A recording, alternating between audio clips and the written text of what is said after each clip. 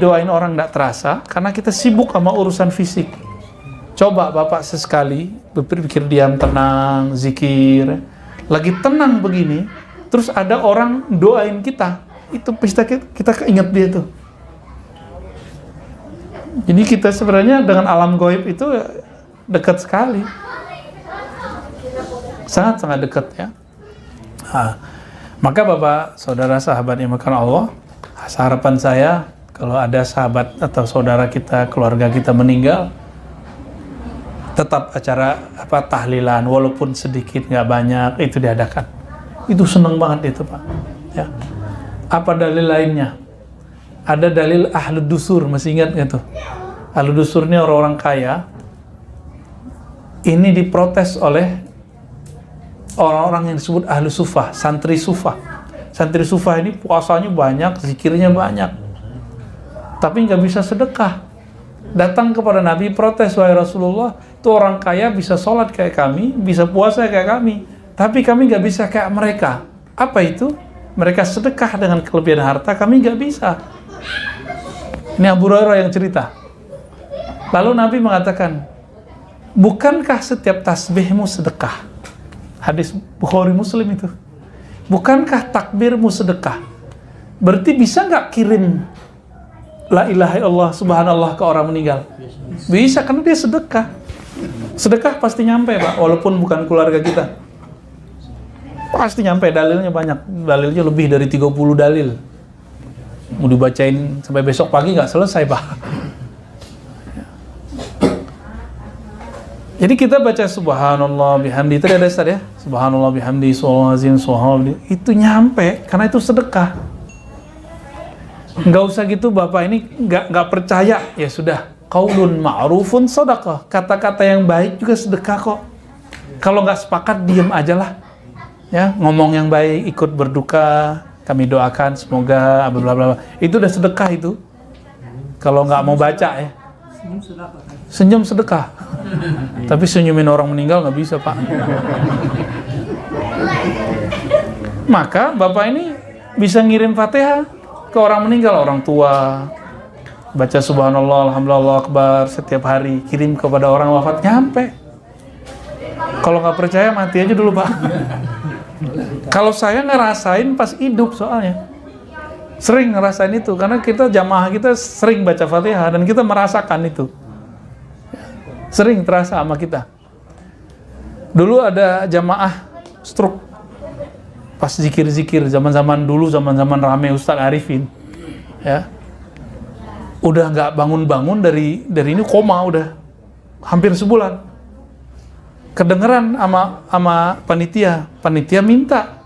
Waktu itu saya ngisi kajian hadis di Pamulang sana, jadi ada kajian zikir akbar. Tolong dong Ustadz Arifin, Ustadz Razi untuk mengunjungi orang tua kami yang sudah koma sekian hari, udah hampir sebulan. Masuklah kami ke situ. Ternyata Ustadz Arifin bacanya apa? Al-Fatihah. Loh, kita ngikut aja Pak. Waktu itu saya masih S2 ya, belum selesai. Kita bacalah Fatihah. Kita niatkan sampai kepada yang sedang koma ini. Bangun langsung sadar dia. Langsung sadar dia, senyum-senyum Pak. Itu kelihatan.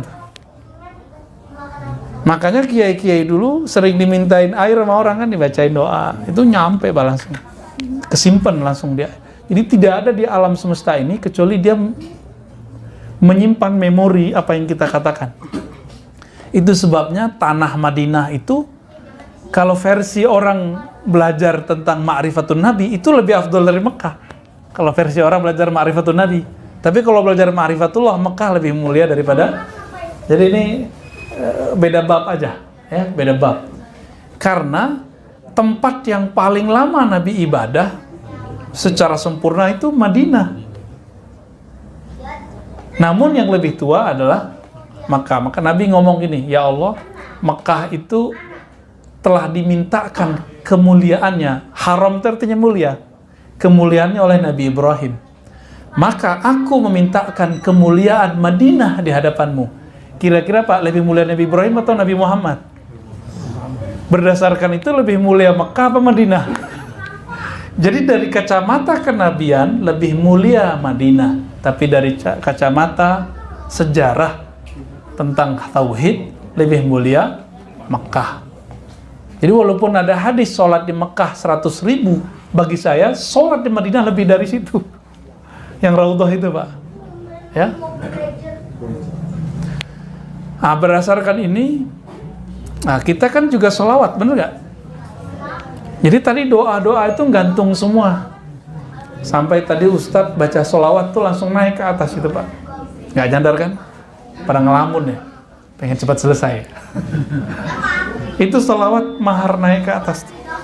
Jadi doa kita nggak akan pernah diangkat kalau nggak pernah sholawat. Jadi jangan pelit sholawat. Allah itu ciptakan jin dan manusia untuk menyembahnya, ya nggak? Yang paling sempurna menyembah dia siapa? Nabi Muhammad. Maka jika tidak berselawat kepada yang paling sempurna menyembahnya, ibadah kita nggak akan tembus, tidak akan diterima kepadanya. Jadi biarlah Pak Gun sholat nggak khusyuk, nggak apa-apa, ya, Pak Mul ya, nggak apa-apa. Yang penting sholawatnya jalan. Itu sebabnya Imam Syafi'i satu-satunya imam yang mewajibkan sholawat di ujung sholat. Imam Ahmad ngikut, tapi dulunya bilang sunnah, karena beliau dulu kan aslinya Hanafi. Imam Ahmad bin Hambal itu Hanbali, itu aslinya Hanafi. Ketemu Imam Syafi'i jadi menjadi seorang ahli hadis yang mazhabnya mazhab ahlur riwayah, bukan ahlur ra'i, ya. Imam Malik bilang sunnah, Abu Hanifah bilang nggak wajib, nggak sunnah juga. Tapi Imam Syafi'i dibukakan oleh Allah rahasia-rahasianya, maka beliau mengatakan wajib baca sholawat dalam tahiyat. Kenapa? Sholat itu doa, doa tidak diangkat kecuali bersolawat. Meskipun sholat kita nggak khusyuk, doa kita kurang tulus, semoga sholawat-sholawat yang kita baca membuat Allah menerimanya. Amin ya rabbal alamin. Cukup kali Pak ya.